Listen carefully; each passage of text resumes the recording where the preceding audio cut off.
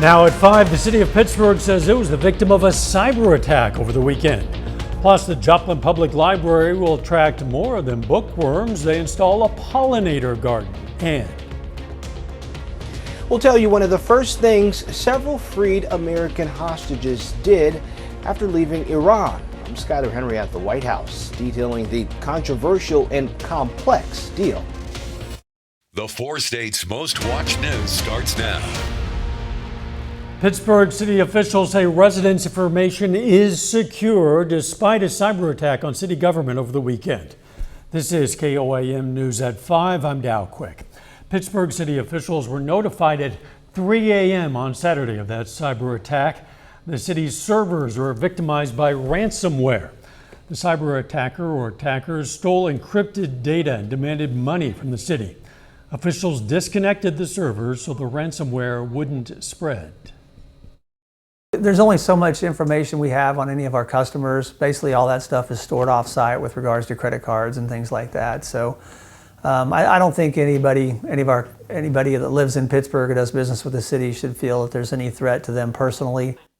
City officials say everything should be back to normal next week.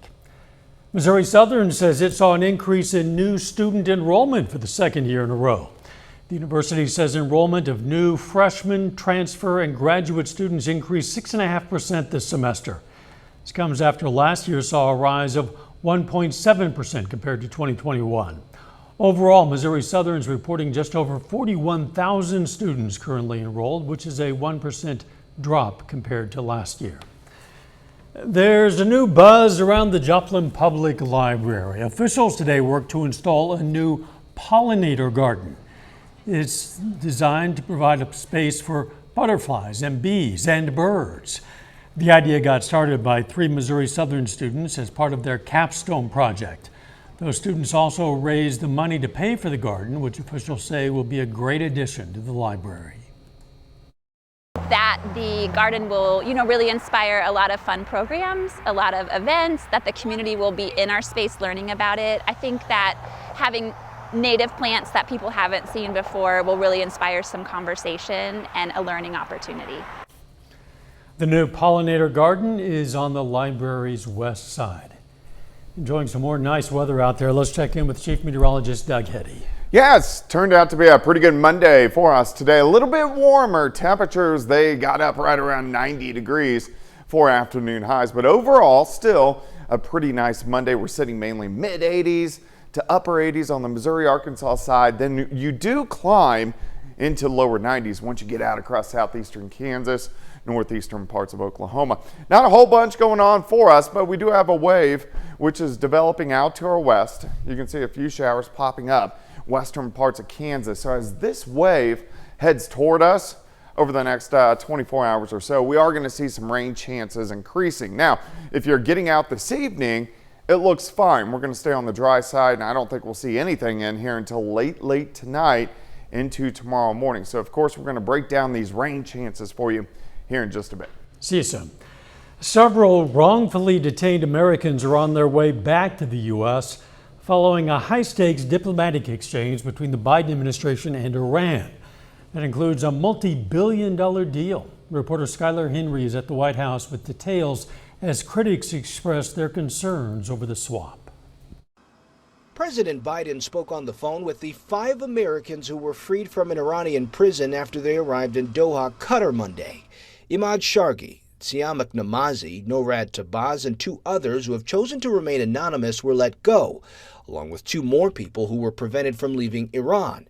They're all headed for Washington, D.C., soon to reunite with family. These Americans are now free after having endured something that I think most of us can't possibly imagine. The Biden administration agreed to a deal in August, clearing $6 billion in frozen Iranian oil funds and transferring the money from South Korea to Switzerland and then to a bank in Qatar. Officials insist there are guardrails on how the money can be used and won't be accessible to support terrorism or Iran's nuclear program. President Biden's also been very clear that one way or another he's committed to ensuring that Iran never acquire a nuclear weapon. Though the Biden administration reiterated that the money will be severely restricted, some lawmakers on Capitol Hill say they're concerned that any financial relief will incentivize future hostage taking. $6 billion of released funds will only make it far more expensive for every single American who's traveling abroad. It's a bad decision, although we do thank God that those folks are coming home. In addition to the funds, President Biden also granted clemency to 5 Iranians who were facing charges in the U.S. for nonviolent crimes. 2 who have legal status in America have chosen to stay in the country. Skyler Henry, CBS News, the White House. The White House says President Biden held an emotional call with the American citizens who are returning home. Each of the family members who joined the call spoke with the president. Ukraine's president is going to be in Washington later this week to meet with his American counterpart and top lawmakers. This comes as Congress debates President Biden's request for roughly $21 billion in additional aid to help Ukraine fight the war against Russia. Scott Pelley of 60 Minutes traveled to Kiev and spoke with Volodymyr Zelensky. He says his country is grateful for all the support so far, but that the world needs to remember Russia isn't just Ukraine's problem. Look, if Ukraine falls, what will happen in 10 years? Just think about it. If the Russians reach Poland, what's next? A third world war? What will it take? Another 70 billion? I don't have an answer. The whole world has to decide whether we want to stop Putin or whether we want to start the beginning of a world war. On the front lines, Ukraine says its forces regained control of 2 villages in the eastern part of the country over the weekend. And a quick correction, we misspoke earlier. Enrollment at Missouri Southern 4,100. Still ahead, getting a head start. The calendar says September, but many Americans are already shopping for the holidays. I'm Michael George, and I'll tell you why. And next in Health Watch, it's National Suicide Prevention Month. How one man is sharing his story with the goal of helping others. Topping today's Health Watch, women are less likely to be given CPR in public places like the street than men. That's according to a new study out of Canada. The authors did not give a reason for the difference.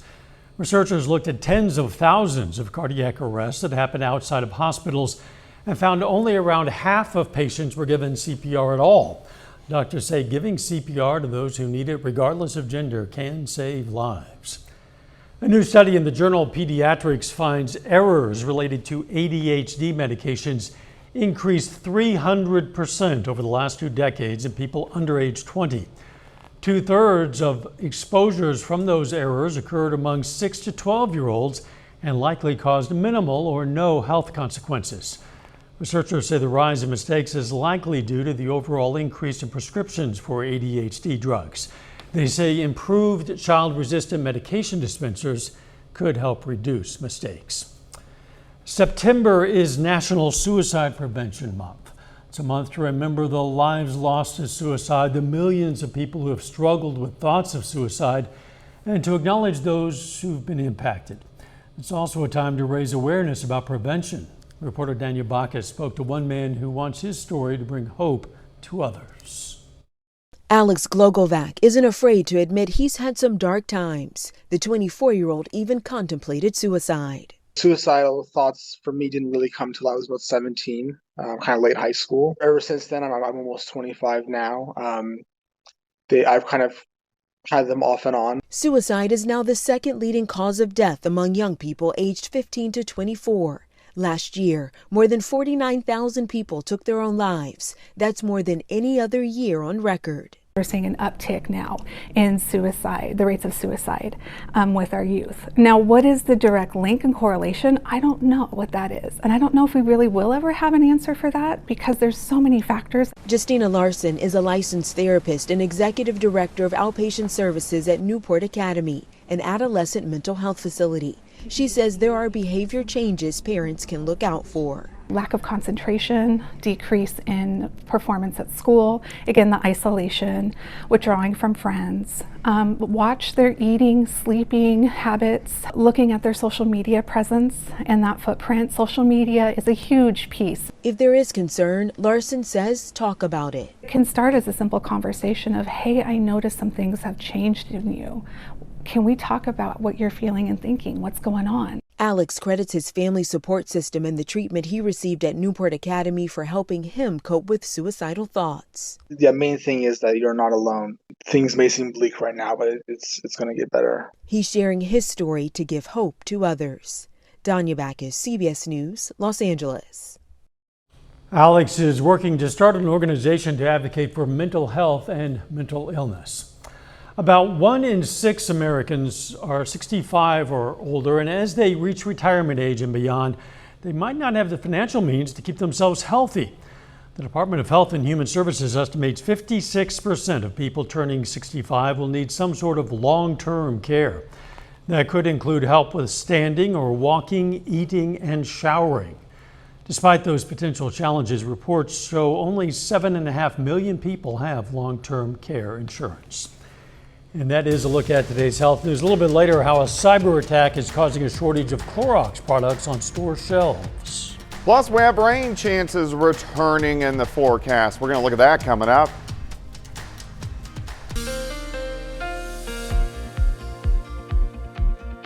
Well, it turned out to be a great Monday for us today. Quite a bit of sunshine. It was warm. We heated up. I mean, almost hot. Most of us right around 90 for afternoon highs, but quite a bit of sunshine. And if you're getting out this evening, it looks pretty good. Look at our nice shot of Indigo Sky Casino and Resort. This is a live shot just outside of Seneca, Missouri, but you can see those clear skies. You can see these warm temperatures, 87 in Nevada, 86 in Neosho. It's 90 at Grand Lake. It's 92 in Miami. It's 92 in Parsons. Independence, Nowata is sitting at about 90 degrees. So it is kind of warm, but it's not bad. It's 87. It feels like 85. Our humidity is fairly low, which is good. You don't want that sticky mugginess outside. Through the evening, slide back through the 80s, 70s, into the mid 60s later on tonight. But we are going to get some clouds increasing, especially late this evening. But again, if you're outside this evening, you are fine. But we are tracking a developing wave out across western Kansas, panhandles of Oklahoma and Texas. This wave is going to head toward us, and what it's going to do is give us chances for at least scattered showers tomorrow into Wednesday. And then right behind it, we have another wave. So this will give us a returning chance for rain by the time Thursday and Friday roll around. So at least we got some chances this week. Now tonight, mainly dry, but those chances, again, scattered, start to go up tomorrow morning, tomorrow afternoon, tomorrow evening, hit and miss chances sticking around. So let's go ahead and take you through time. Through the evening, good, clouds increase. I'm going to stop this at 5:30 in the morning. A few hit and miss little showers on the Kansas and the Oklahoma side, but most of you are going to stay dry tonight. As we continue through the morning, so here's the noon hour tomorrow, hit and miss showers, again, mainly Kansas and Oklahoma side, kind of spreading into Missouri, very light, not a big deal, a lot of clouds, but the clouds will keep our temperatures down just a bit for us as we go into your Tuesday.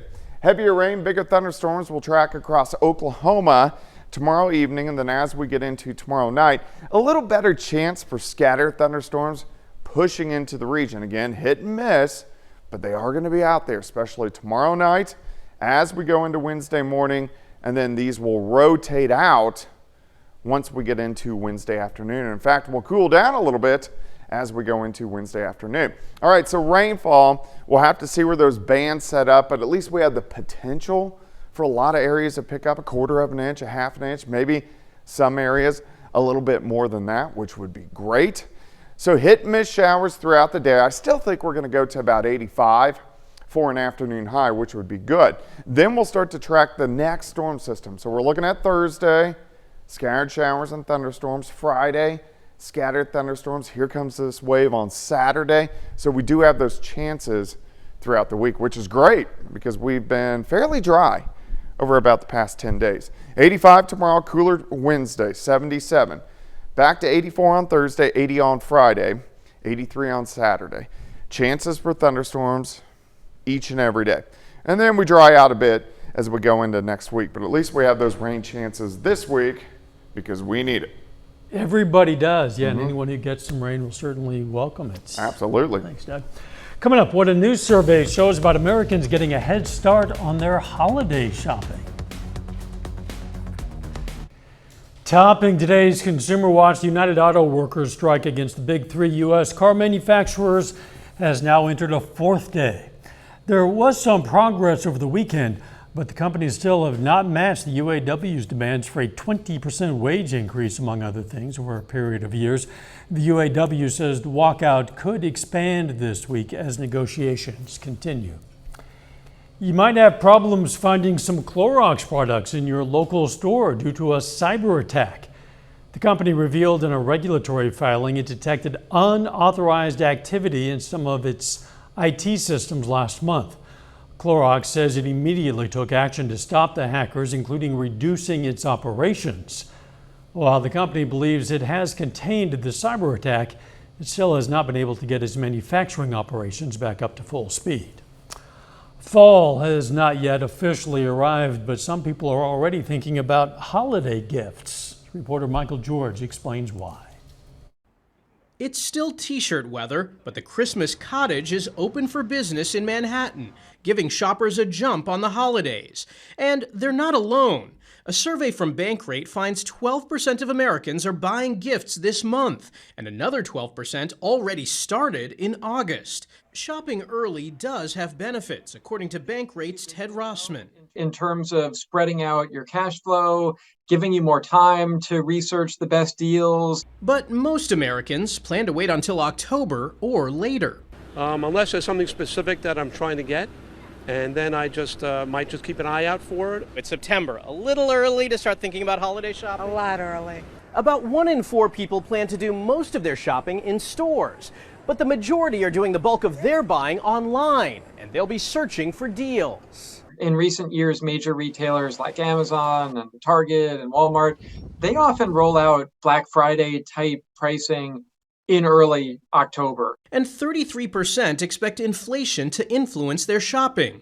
23% anticipate a strain on their budget, and 13% feel pressure to spend more than they're comfortable with. Dale Stenberg plans to stick to a budget. They'll only get what the kids really want, otherwise it's a waste. And others plan to be frugal. We found that about 4 in 10 say that they're just simply going to buy less stuff. So that's kind of the ultimate holiday savings tip. Another tip, avoid carrying a balance on credit cards, because right now interest rates are over 20%. Michael George, CBS News, New York. Retailers might scale back hiring seasonal workers this holiday season. A new report by Challenger Gray and Christmas says this holiday season, retailers in the U.S. are expected to hire the lowest number of seasonal workers in 15 years. The report shows businesses are planning to add 410,000 seasonal jobs.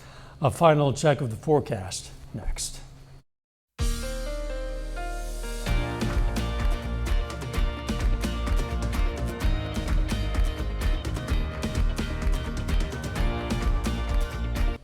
Up next on the CBS Evening News, an in-depth report that reveals how 1 million guns are crossing the southern border every year. Then on KOAM News at 6, we're going to have more on the cybersecurity incident that targeted the city of Pittsburgh over the weekend. Plus, a new study ranks the best states for teachers. We're going to see where each of the 4 states landed. And we're going to hear from the Missouri Southern Lions after they got their second win of the season. Stay with us. CBS Evening News. And then KOAM News at 6.